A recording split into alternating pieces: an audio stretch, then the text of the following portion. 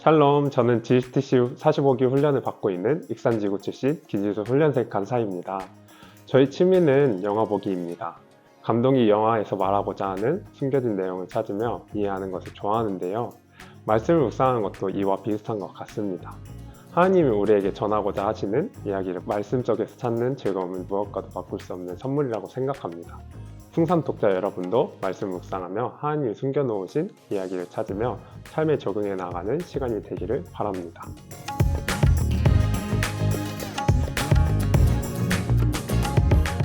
예수님께서는 갈란산 위에 앉아 제자들에게 이렇게 말씀하셨습니다.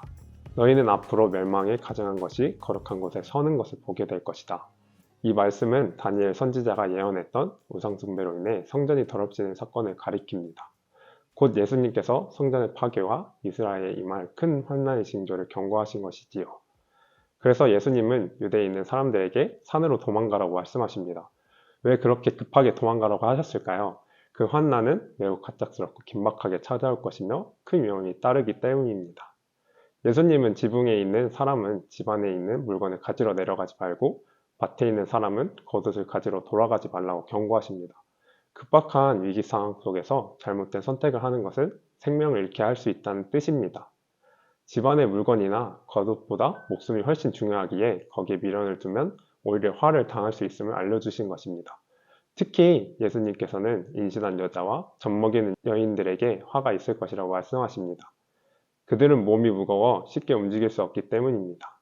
이 말씀을 통해 주님은 연약함과 무방비함에 대해 경고하시며 환난의 때에 준비되지 않은 자들이 큰 고통을 겪을 수 있다는 것을 알려주십니다. 그러므로 우리는 서로 돕고 돌보며 늘 깨어 있어야 함을 깨닫게 됩니다. 또한 그날이 겨울이나 안식일이 되지 않기를 기도하라고 하신 말씀은 겨울에는 추위와 험난한 길로 도망치기 어렵고 안식일에는 성문이 닫히고 이동이 제한되기 때문입니다. 예수님께서는 이 환난이 전에도 없었고 이후로도 없을 만큼 큰 고난이 될 것이라고 하십니다. 그러나 하나님께서 그날을 줄여주실 것이라고 말씀하시며 희망을 주십니다.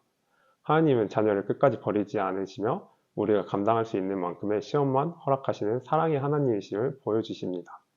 그리고 마지막 때에 거짓 그리스도와 거짓 선지자가 나타날 것에 대해서 경고하십니다. 그때 사람들은 혼란 속에서 무엇을 믿어야 할지 알지 못하게 될 것입니다. 기적과 표적에 쉽게 마음이 흔들릴 수 있기에 눈에 보이는 것에 속지 말고 하나님의 말씀과 진리 위에 굳게 서야 합니다. 여기서 예수님께서 내가 너에게 미리 말하였다 라고 강조하신 것은 우리가 성경을 통해 미리 배우고 준비해야 한다는 의미입니다. 마지막으로 예수님께서는 인자의 임함은 동쪽에서 서쪽까지 번개가 번쩍이는 것과 같다고 말씀하십니다. 이것은 마지막 때가 은밀하거나 숨겨진 일이 아니라 모든 사람이 분명히 알게 된 사건이라는 뜻입니다. 죽음이 있는 곳에 독수리가 모이듯 마지막 심판과 구원은 반드시 이루어지고 하나님의 계획은 완벽히 성취될 것입니다. 저는 오늘 말씀에서 마지막 때에 대해 말씀하시며 위기와 혼란 속에서 분별력의 중요성을 강조하는 예수님의 모습을 보았습니다. 지붕 위에 있는 사람은 물건을 가지러 내려가지 말고 밭에 있는 사람은 겉옷을 가지러 되돌아가지 말라고 하신 말씀은 세상을 살아가는 나의 선택과 우선순위에 대해 다시 되돌아보게 되었습니다. 일상 속에서 끊임없는 선택의 순간을 맞게 되고 특히 위급한 상황일 땐 마음이 조급해지면서 눈앞의 이익이나 편안함, 작은 미련에 흔들리기 쉽습니다. 저에겐 간사의 삶을 도전하는 것이 앞으로 평생 진로를 결정하는 것이기에 위급한 상황이었다고 생각이 듭니다. 간사의 부르심을 앞에 뒀을 때 저는 많은 갈등을 했습니다.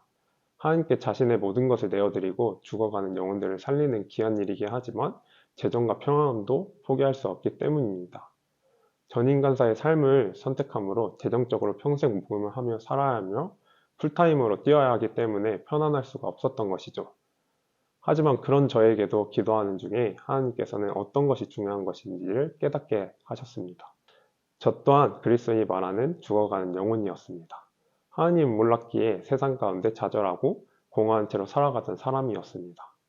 그런 제가 전도를 통해 하나님을 알게 된 이후 구원을 받고 삶이 180도로 바뀐 순간이 있었습니다.